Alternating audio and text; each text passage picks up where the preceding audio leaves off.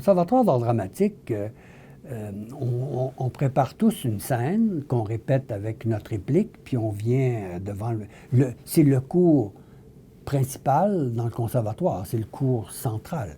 Le cours d'histoire du théâtre, le cours d'escrime, d'expression corporelle, le cours de diction, c'est des cours subordonnés.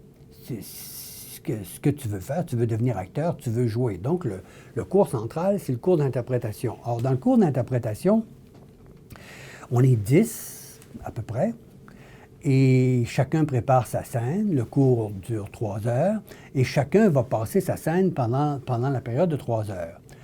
Au début, je pense que j'ai pensé que pendant qu'on ne jouait pas nous-mêmes, on attendait, puis qu'on n'apprenait rien. On apprenait, on attendait que notre tour vienne, un peu nerveux, etc. Jusqu'à ce que je me rende compte que les gens qui étaient les meilleurs, ils n'attendaient pas que leur tour. Pendant que l'autre passe sa scène, puis qu'il y a de la difficulté, il pleure, il cherche, le maître, il dit « essaye telle affaire, fais le contraire, essaye tel truc », il dit « je l'ai pas, continue, fais-le ». Je voyais les autres étudiants qui étaient vraiment très bons, les deux coudes sur le dossier de la chaise en avant, puis ils écoutaient là, ils gobaient ça.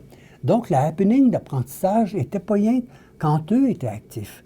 Le happening d'apprentissage, il était autant quand ils regardaient les autres jouer.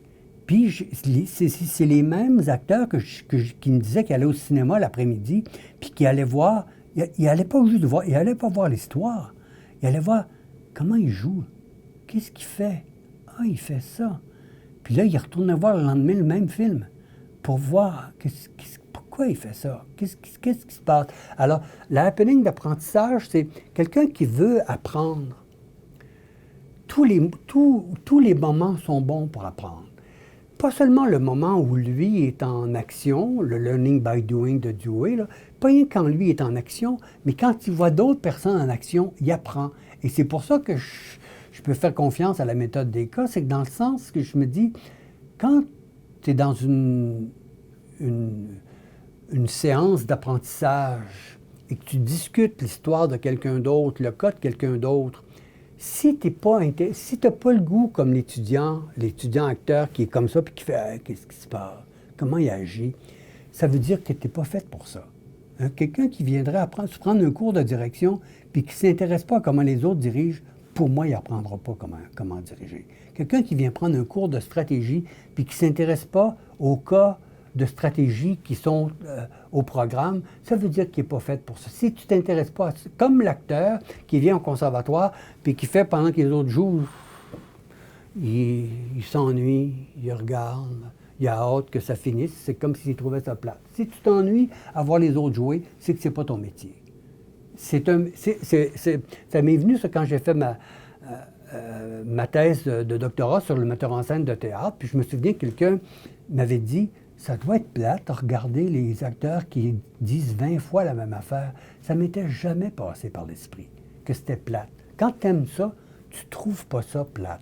Si tu aimes ça, si tu veux devenir directeur, puis diriger des personnes, puis que tu as des cas de personnes qui dirigent d'autres personnes, si tu trouves ça plate, c'est mauvais signe.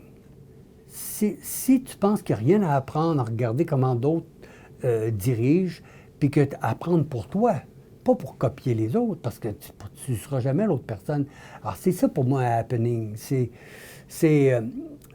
Bon, les jam sessions, il y a quelqu'un qui donne le thème, tout le monde joue.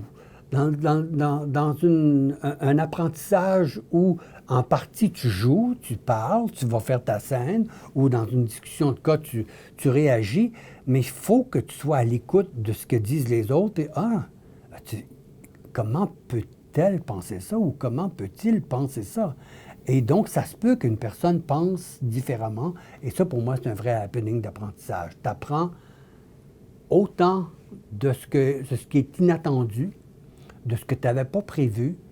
Tu apprends aussi de ce qui passionne quelqu'un, de ce qui ennuie quelqu'un, de ce qui fait qu'une personne décroche, de ce qui fait que toi, tu décroches. Parce que souvent, quand dans une discussion de cas, il y a toujours un moment où on fait « je m'ennuie ».